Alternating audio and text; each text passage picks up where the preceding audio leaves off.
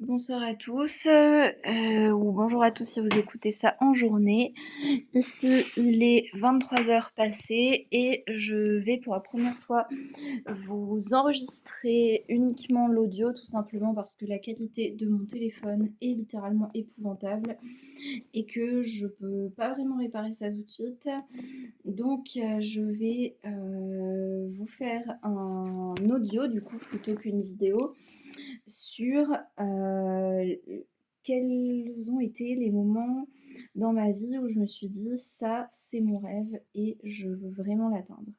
Et c'était vraiment vraiment un moment important, des moments qui ont fait que ma vie avait du sens et où je me suis dit bah là je suis en train de vivre un rêve et c'est quelque chose que j'ai voulu vivre et je suis en train de le vivre et c'est un rêve éveillé. Et les moments qui vont tout simplement faire partie des meilleurs moments de ma vie jusqu'à la fin de ma vie justement. J'ai divisé plusieurs catégories entre le professionnel, le personnel, les voyages et une catégorie un peu plus divers.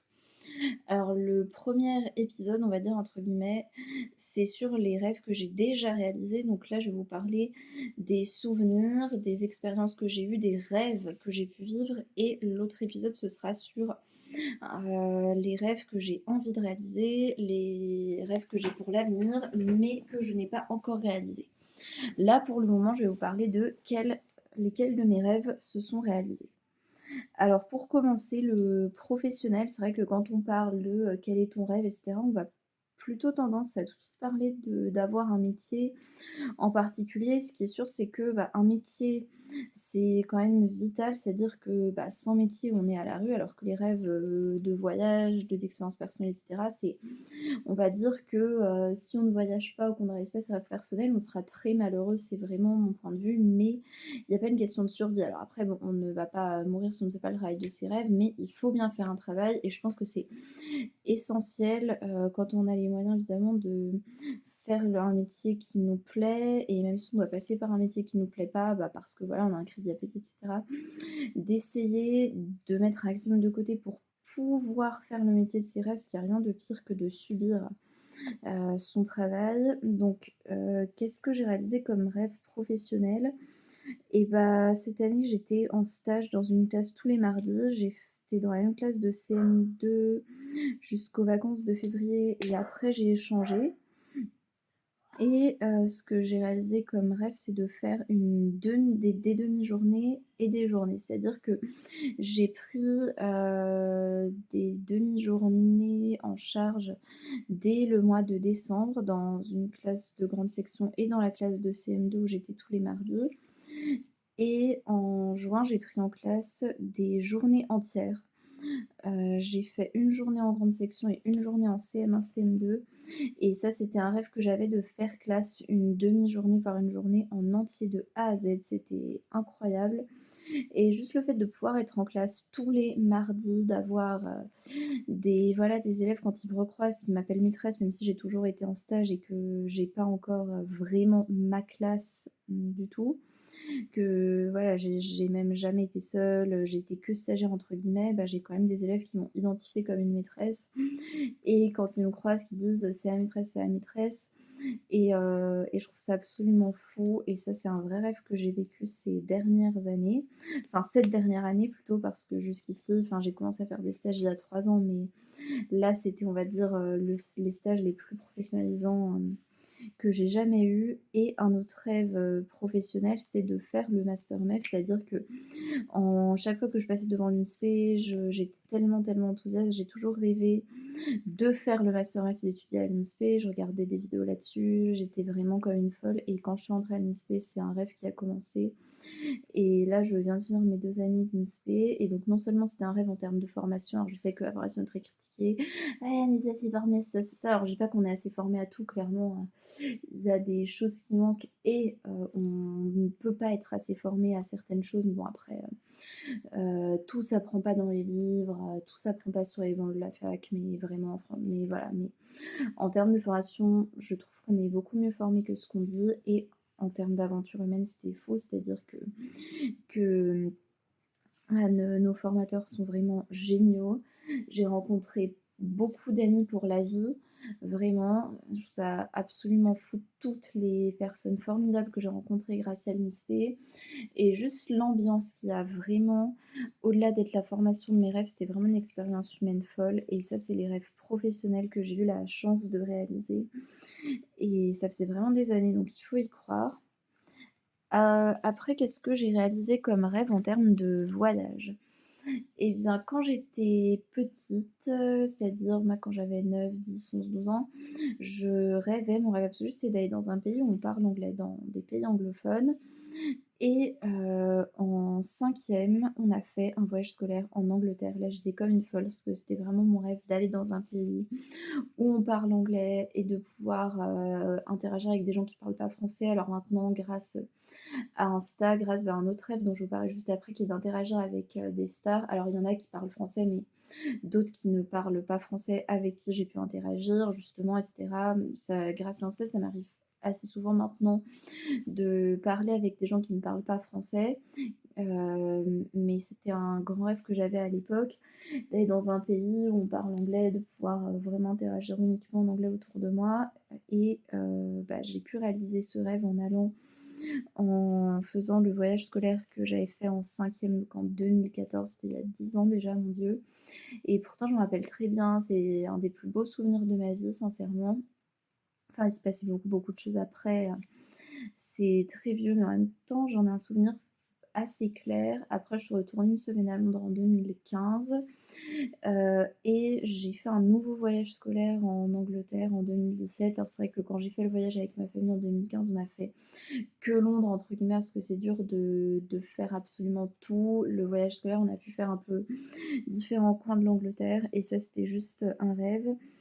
Et alors j'adore, j'ai toujours rêvé d'aller à Paris, mais la première fois que je suis allée à Paris, j'étais bébé, j'avais 2 ans, je m'en souvenais pas très bien. Après, j'y suis allée quand j'étais en CE2.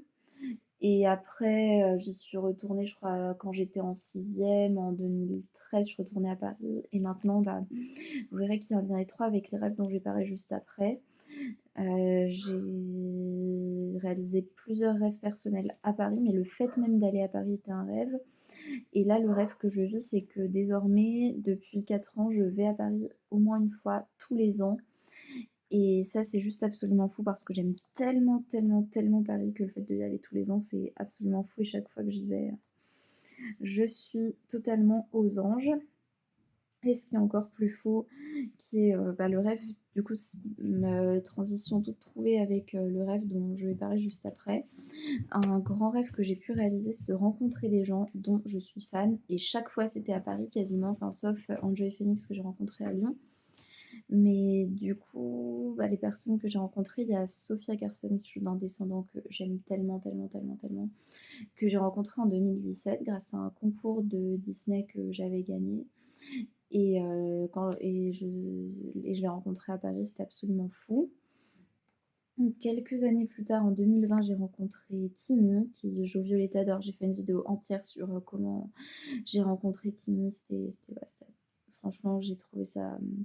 C'était un des moments les plus fous de toute ma vie parce que vraiment, j'en rêvais depuis 6 ans à l'époque. Maintenant, ça fait 10 ans. Et je l'ai rencontré. En plus, c'était 10 jours avant le confinement. Donc, avec le Covid, c'était très compromis. Ça a failli être annulé. Mais heureusement, j'ai pu la rencontrer à temps. Et c'était également à Paris. J'ai rencontré avant son concert. C'était vraiment fou. Ensuite, j'ai rencontré en décembre dernier, j'ai rencontré Brenna D'Amico. Et ça, c'était juste un rêve. Je l'adore vraiment, vraiment, vraiment, vraiment. Et ce qui est encore plus fou, c'est que Brenna et moi, on parle. Alors, on parle pas non plus au quotidien, vous voyez, mais elle me suit sur Insta. On s'est déjà envoyé des messages et j'ai fait 3 visios avec elle. C'est-à-dire qu'en plus de l'avoir rencontrée en 2023, j'ai fait 3 visios avec elle et chaque fois c'était un rêve, chaque fois c'était fou et vraiment je l'adore vraiment. Et rien que ça, c'est un rêve de pouvoir rencontrer des gens dont on est fan, c'est déjà un rêve, mais de pouvoir vraiment interagir réellement, que cette personne nous connaisse, entre guillemets, c'est-à-dire que dans les visios, elle nous connaît, elle me reconnaît. Quand elle m'a croisée dans le couloir de la convention, elle m'a reconnue. et ça, je trouve que c'est encore plus fou que le simple fait de le rencontrer.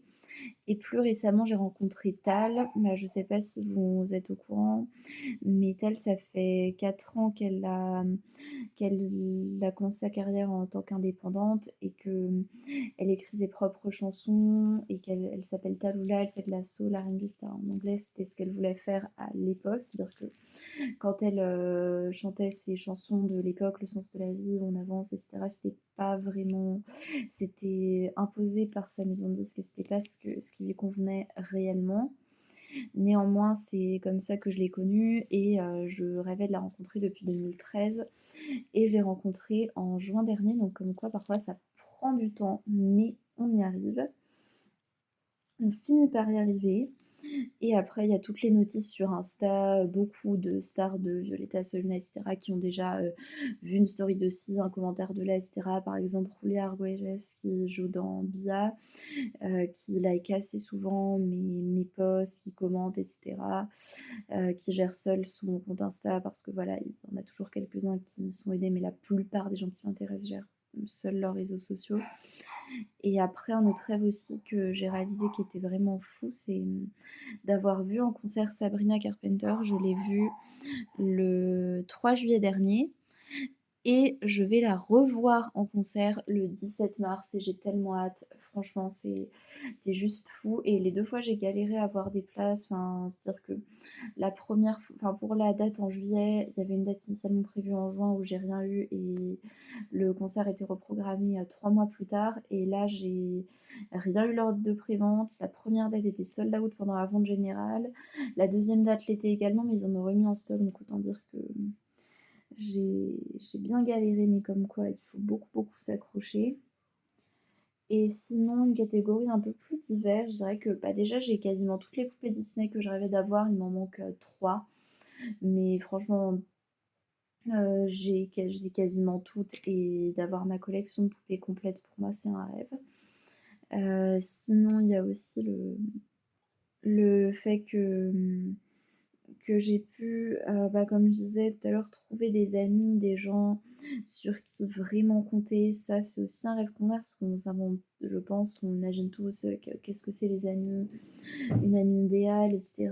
Et vraiment, avec entre le lycée et l'INSPE, j'ai vraiment, autant en termes d'amis qu'en termes, j'allais dire que autant en termes d'amis qu'en termes de profs, de l'INSPE, etc. Bon, il s'avère que l'INSPE est une fac pour les enseignants, donc les amis que j'ai rencontrés à l'INSPE sont pour la plupart en poste. Mais que ce soit les amis que je me suis fait à l'INSPE, au lycée, ou les enseignants de l'INSPE et du lycée, je dirais d'avoir pu rencontrer des gens de confiance totale, avec sur qui je sais que je peux compter et de pouvoir et d'avoir vraiment des gens qui sont là pour moi et que je sais que je pourrais toujours compter sur eux. Ça, c'est vraiment un rêve. Et d'avoir aussi, j'ai 5 chiens, dont une petite Zozo qui est vraiment trop adorable. Et des lapins qui ont des bébés qui sont vraiment top. Et ça, d'avoir vraiment, de pouvoir être la mieux entourée possible. Franchement, c'est vraiment top. Top, top, top. Donc, ouais, un petit podcast, on va dire, enfin, petite vidéo inspirante pour vous inciter à croire en vous, en vos rêves et vraiment vous dire que tout est possible parce que vous voyez, tout ça, c'était bah, il y a 10 ans, j'ai réalisé presque rien de tout ça et comme quoi ça vient avec le temps, avec la persévérance. Et voilà, croyez en vos rêves, ne lâchez rien et je vous dis à bientôt pour une autre vidéo sur mes rêves pour l'avenir. Ciao!